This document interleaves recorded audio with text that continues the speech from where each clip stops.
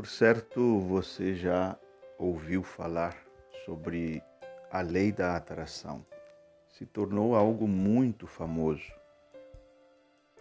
e surgiram muitos gurus, muitos mestres dessa famosa lei, que sabemos é uma das muitas leis que o nosso Deus criou. Mas qual o problema com a maneira como ensinam acerca dessa lei? O problema é o seguinte: esses mestres se esqueceram de Deus, de considerar Deus na equação. A lei da atração é uma lei que Deus criou, como muitas outras leis, naturais, leis mentais, leis espirituais, muitas leis que regem o nosso universo. Mas eles se esqueceram de considerar Deus nessa equação.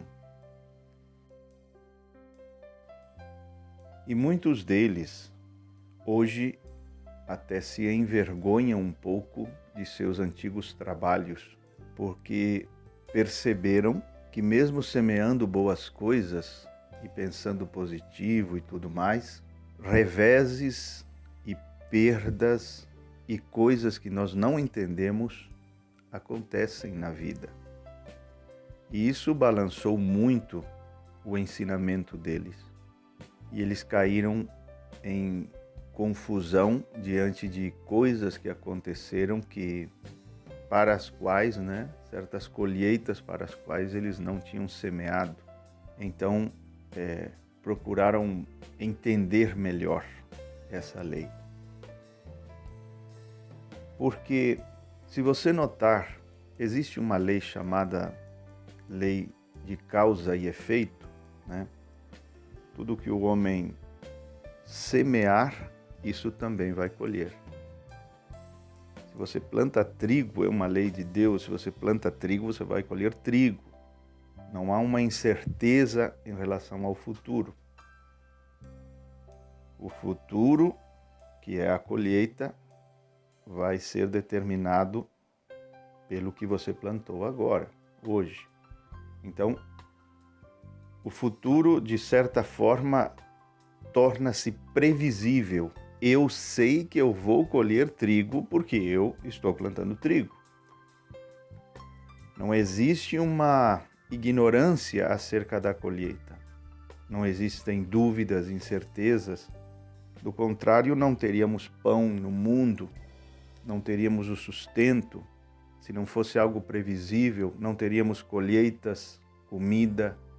Se não fosse algo previsível, por quê? Porque o agricultor plantaria feijão e pensaria assim: o que vai sair daqui?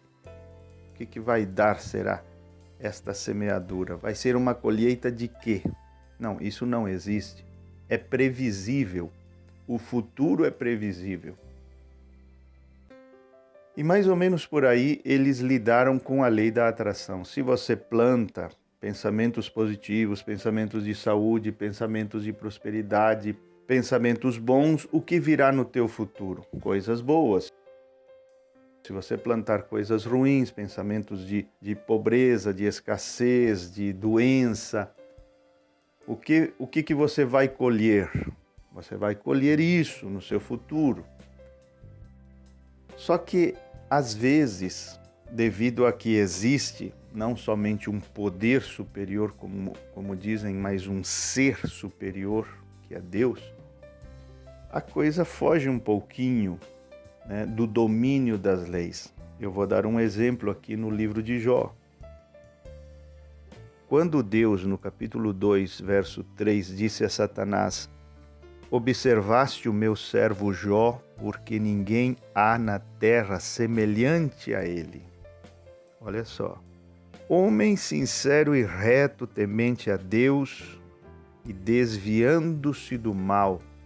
Homem sincero, Deus diz aqui, e que ainda retém a sua sinceridade. Então ele era temente a Deus, sincero, se desviava do mal. Um homem impecável. sem mancha, caminhando retamente diante de Deus. Eu te pergunto, que classe de sementes esse homem estava semeando? Sementes boas, por certo. E você vê pelos resultados, era um homem próspero financeiramente, saudável, abençoado com muitos filhos, invejado no Oriente. E olha só como Deus conclui o versículo. Ele disse a Satanás: havendo-me tu incitado contra ele para o consumir sem causa. Aqui nós vamos ver a lei da causa e do efeito. E você vai ver que aqui também foi onde os amigos de Jó se perderam ao julgar Jó de forma tão impiedosa.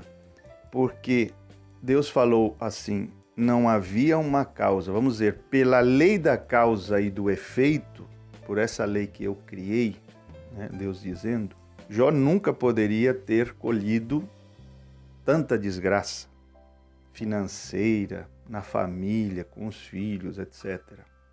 Não poderia, porque isso não fecha com a lei de causa e efeito. Não fecha com a lei que diz que tudo que o homem semear, isso também vai ceifar. Por isso ele diz, sem causa. Eu o consumi sem causa. Mas havia uma causa, sim, só que a causa era divina, não humana. Não era uma causa do ponto de vista humano de Jó, porque ele só tinha semeado coisas boas, o que lhe dava direito a colher coisas boas. Mas havia uma causa divina, e é aqui onde os gurus e mestres da lei da atração se perdem, erram. Desconsiderando que Deus tem suas próprias causas e que por causa de seus propósitos divinos pode fazer com que um Jó reto e perfeito, vamos dizer, colha, entre aspas, aquelas desgraças. Faz parte de um plano e de um propósito. Agora, os amigos de Jó se perderam justamente aqui. Eles disseram assim, bom, se ele está colhendo esta desgraça, esta coisa tão horrível que aconteceu na família, nas finanças, etc., dele, tem coisa errada na vida dele. Porque para todo efeito existe uma causa. E a causa, segundo eles, era algum pecado que Jó tinha escondido, pecado oculto, e que estava sendo punido pela lei justa da causa e do efeito. Mas Deus disse, sem causa. Não, ele não plantou nada de errado para colher isso, mas eu tenho minhas próprias causas, meus próprios planos, meus propósitos. E depois que Jó passou pelo sofrimento e a desgraça e as perdas, sem pecar com seus lábios, como 2 vezes diz na Bíblia, e no final Deus diz, Jó só falou que era reto de mim, nunca pecou, né? Não pecou. Então, no final do sofrimento, Deus compensou com porção dobrada aquele sofrimento sem causa. E é isto que você tem que entender. Que se a causa divina, mesmo que você semeie conduta boa, cristianismo, conduta cristã, etc., e coisas ruins acontecem, aí você não pode ficar confuso. O que eu fiz? O que eu fiz para estar colhendo isto? É aqui que muitos se perdem, muitos crentes. Eu procuro fazer tudo certinho e agradar a Deus, e mesmo assim acontece isto e aquilo de ruim na minha vida. Eles não estão considerando Deus na equação.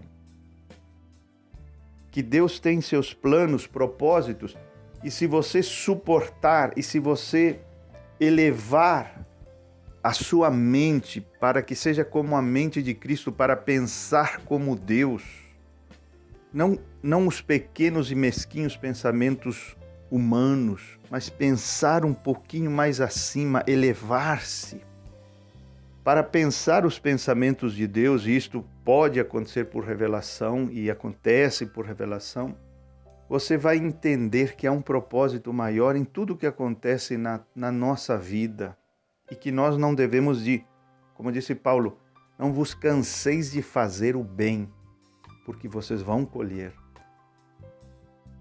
E a colheita vem na porção dobrada, como Jó. E por que Paulo diz em Gálatas, não vos canseis de fazer o bem? Porque às vezes você se cansa. Eu não vou mover mais um dedo pelas pessoas, porque eu procuro sempre fazer o bem a elas e só levo coice. É a única coisa que eu ganho. Aí você se cansa e para. Você tem pensamentos muito pequenos, eleve os seus pensamentos. Saiba que existem causas divinas, mesmo que você não tenha feito nada de errado para colher certas coisas, mas existem profundos propósitos, planos, e não são ruins, não são ruins. Você vai ver que a porção dobrada vai chegar na sua vida se você se mantiver fiel como Jó. Aprenda com Jó e deixe Deus conduzir a tua vida, fazer a vontade dele na tua vida e do jeito dele. E você vai ver que tudo vai dar certo no fim. Deus te abençoe.